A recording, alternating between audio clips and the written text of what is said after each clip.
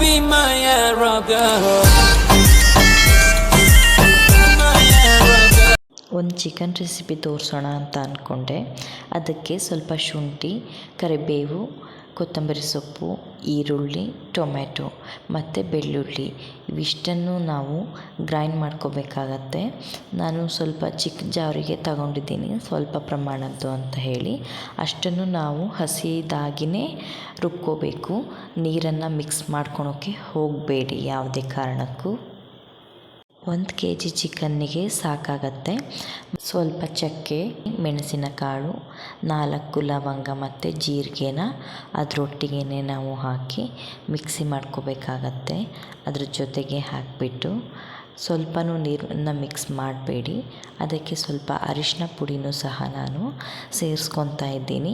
ನಾವು ನಯಸ್ಸಾಗಿಯೇ ಅದನ್ನ ಗ್ರೈಂಡ್ ಮಾಡ್ಕೋಬೇಕು. ಅಲ್ಲಲ್ಲಿ ಚಕ್ಕೆ, ಲವಂಗ ಚಿಕ್ಕದಾಗಿ ತುಂಡು ನಮ್ಗೆ ಬಾಯಿಗೆ ಸಿಕ್ಕರೆ ಅದು ತುಂಬಾ ಚೆನ್ನಾಗಿರಲ್ಲ. ಹಾಗಾಗಿ ನಾವು ಸ್ವಲ್ಪ ಗ್ರೈಂಡ್ ಮಾಡ್ಕೊಳ್ಳುವಾಗೇ ನಯಸ್ಸಾಗಿಯೇ ಮಾಡ್ಕೋಬೇಕಾಗತ್ತೆ. ಒಂದು 2 ನಿಮಿಷ ಮಾಡಿಕೊಂಡ್ರೆ ಸಾಕು. ಚಿಕನ್ ಅಂದರೆ ಯಾರಿಗೆ ತಾನೇ ಇಷ್ಟ ಇರಲ್ಲ, ಎಲ್ಲರಿಗೂ ತುಂಬಾ ಇಷ್ಟ. ಅದರಲ್ಲೇ ವೆರೈಟಿ ಮಾಡ್ಕೊಂಡು ತಿಂತಾಯಿದ್ರೆ ಇನ್ನೂ ಚೆನ್ನಾಗಿ ಅನಿಸುತ್ತೆ. ಬೇರೆ ಬೇರೆ ರುಚಿಗಳನ್ನು ಸಹ ನಾವು ಟ್ರೈ ಮಾಡ್ಕೋಬೇಕಾಗತ್ತೆ.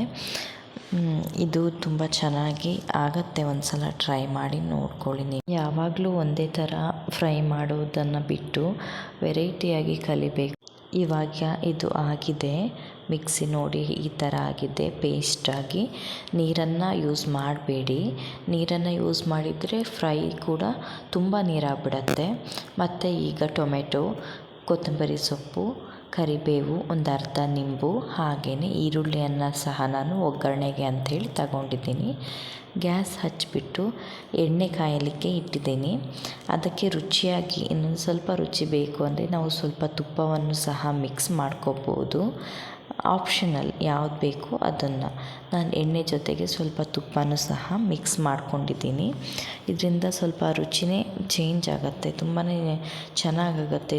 ತುಪ್ಪದ ಸ್ಮೆಲ್ ಮೂಗಿಗೆ ಹೊಡಿತಾ ಇದ್ದರೆ ಕೆಲವೊಬ್ಬರಿಗೆ ತುಪ್ಪ ಹಿಡಿಸೋದಿಲ್ಲ, ಅಂಥವ್ರು ಅದನ್ನ ಸ್ಕಿಪ್ ಮಾಡ್ಕೋಬಹುದು. ಎಣ್ಣೆ ಕಾದ್ಮೇಲೆ ಈರುಳ್ಳಿಯನ್ನು ಸಹ ನಾನು ಅದಕ್ಕೆ ಹಾಕ್ತಾಯಿದ್ದೀನಿ. ಅದು ಸ್ವಲ್ಪ ಫ್ರೈ ಆಗಬೇಕು.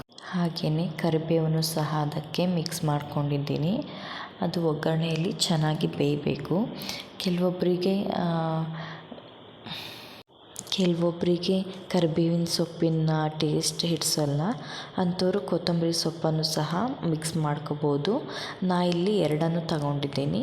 ಮತ್ತು ಟೊಮೆಟೊ ಮತ್ತು ಕೊತ್ತಂಬರಿ ಸೊಪ್ಪನ್ನು ಸಹ ನಾನೀಗ ಎಣ್ಣೆಗೆ ಹಾಕ್ಕೊತಾ ಇದ್ದೀನಿ.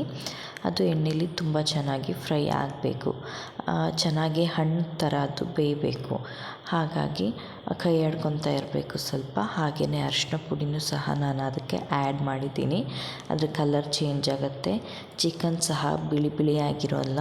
ಅರಿಶಿನ ಹಾಕೋದ್ರಿಂದ ಚಿಕನ್ ಕಲರ್ ಸಹ ಎಲ್ಲೋ ಆಗುತ್ತೆ. ಮತ್ತು ಅದಕ್ಕೆ ಸ್ವಲ್ಪ ಉಪ್ಪನ್ನು ನಾನು ಒಗ್ಗರಣೆಗೆ ಹಾಕ್ತಾಯಿದ್ದೀನಿ. ಟೊಮೆಟೊ ಮತ್ತು ಈರುಳ್ಳಿ ಉಪ್ಪು ಹಾಕಿದ ಮೇಲೆ ಚೆನ್ನಾಗಿ ಬೇಯುತ್ತೆ.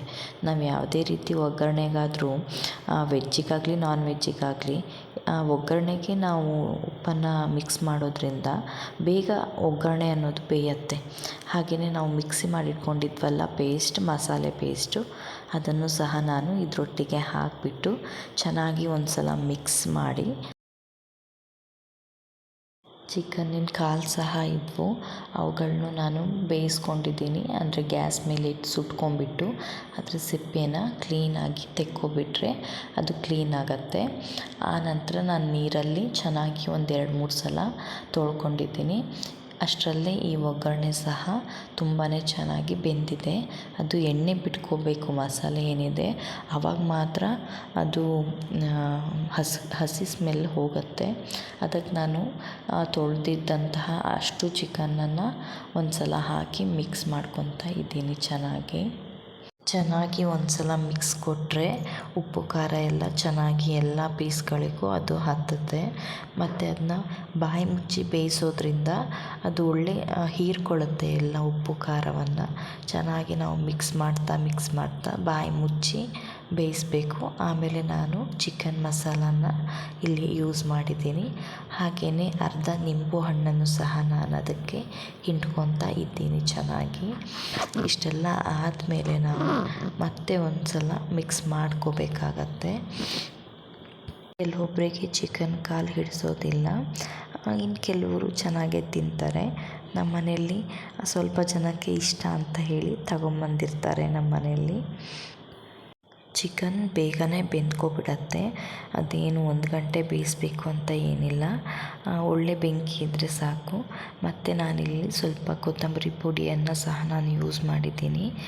ಹಾಗೆಯೇ ಖಾರದ ಪುಡಿಯನ್ನು ಸಹ ನಾನು ಇವಾಗ ಯೂಸ್ ಮಾಡ್ತಾಯಿದ್ದೀನಿ. ಮುಂಚೆನೇ ಹಾಕಿಬಿಟ್ರೆ ತಳ ಹಿಡಿಯೋಕ್ಕೆ ಶುರು ಆಗುತ್ತೆ. ಹಾಗಾಗಿ ಯಾವುದೇ ಥರ ಚಿಕನ್ ಫ್ರೈ ಮಾಡಿದರೂ ಕೊನೆಯಲ್ಲಿ ಇಳಿಸೋ ಟೈಮಲ್ಲಿ ಖಾರ ಸಂಬಾರವನ್ನು ಯೂಸ್ ಮಾಡೋದ್ರಿಂದ ಹೊತ್ತೋದಿಲ್ಲ ಫ್ರೈ ಅನ್ನೋದು. ನಿಮಗೆ ಉಪ್ಪು ಖಾರ ಹಿಡಿಯೋಲ್ಲ ಹಾಗಿದ್ದರೂ ಸಹ ನೀವು ಲಾಸ್ಟಿಗೆ ಯೂಸ್ ಮಾಡ್ಕೊಂಡು ಇನ್ನೊಂದು ಸ್ವಲ್ಪ ಹೊತ್ತು ಎಕ್ಸ್ಟ್ರಾ ಬೇಯಿಸ್ಕೊಳ್ಳಿ, ಚೆನ್ನಾಗತ್ತೆ. ಹಾಗೆಯೇ ಸ್ವಲ್ಪ ರಸ ಬೇಕು, ಗ್ರೇವಿ ಥರ ಅನ್ನೋರು ನೀರನ್ನು ಸಹ ಸ್ವಲ್ಪ ಅದಕ್ಕೆ ಆ್ಯಡ್ ಮಾಡ್ಕೊಬಿಟ್ಟು ಚೆನ್ನಾಗಿ ಒಂದು ಸಲ ಮಿಕ್ಸ್ ಮಾಡಿದರೆ ಸ್ವಲ್ಪ ರಸನೂ ಆಗುತ್ತೆ.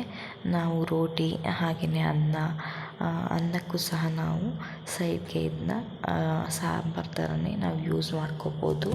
ನಮಗೆ ಕನ್ಸಿಸ್ಟೆನ್ಸಿ ಎಷ್ಟು ಬೇಕಾಗುತ್ತಲ್ಲ ಆ ಥರ ನೋಡಿಕೊಂಡು ಮಾಡ್ಕೊಳ್ಳಿ, ತುಂಬಾ ಚೆನ್ನಾಗತ್ತೆ. ಈ ಥರ ಒಂದು ಸಲ ಟ್ರೈ ಮಾಡೋದ್ರಿಂದ ನಿಮಗೆ ಬೇರೆ ಥರ ಟೇಸ್ಟ್ ಅನಿಸುತ್ತೆ. ಕೆಲವೊಬ್ರಿಗೆ ಡೌಟ್ ಬರ್ಬೋದು, ಟೊಮೆಟೊ ಈರುಳ್ಳಿ ಎಲ್ಲವನ್ನು ಹಸಿದಾಗಿ ಹಾಕಿದ್ರಿಂದ ಹಸಿದು ಸ್ಮೆಲ್ ಬರೋಲ್ವಾ ಅಂತ ಅಂದು. ಖಂಡಿತವಾಗಿಯೂ ಈ ವಿಡಿಯೋ ನಿಮಗೆ ಇಷ್ಟ ಆಗಿದೆ ಅಂತ ಅಂದ್ಕೊತೀನಿ. ಒಂದು ಲೈಕ್ ಕೊಡಿ, ಸಬ್ಸ್ಕ್ರೈಬ್ ಆಗಿ.